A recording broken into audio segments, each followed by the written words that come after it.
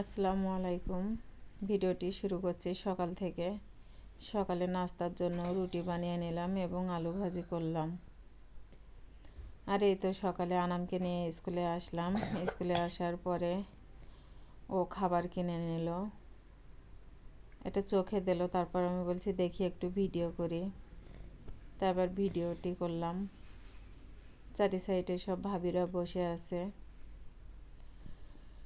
তারপরে স্কুল থেকে বাড়ি আসলাম।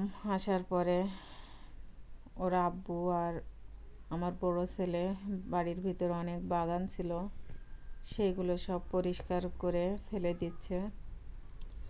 আর এই যে এখানে একটা চৌকি ছিল, গত বছর শীতের সময় এই চৌকিতে বসে রোদ খাইতাম। চৌকিটা নষ্ট হয়ে গেছে, তাই বললাম ভেঙে চুরে দিতে। সেইগুলোই ছাড়াচ্ছে একটা একটা করে।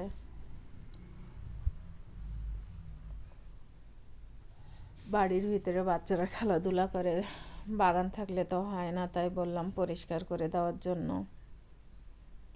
আর এই যে আনাম দা নিয়ে একটা পেরেক নিয়ে খেলা করছিল। আর এদিক দিয়ে আমি আবার দুপুরে রান্নাও চাপিয়ে দিয়েছিলাম। এখানে পালং শাকটা আমি সিদ্ধ করে রাখছি।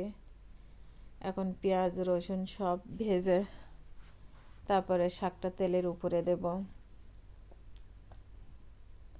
আমার ভিডিওটি যদি ভালো লাগে লাইক, কমেন্ট, শেয়ার এবং সাবস্ক্রাইব করবেন, পাশে থাকবেন।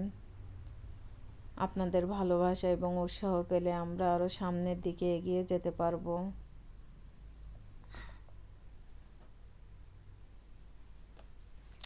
আল্লাহ হাফেজ।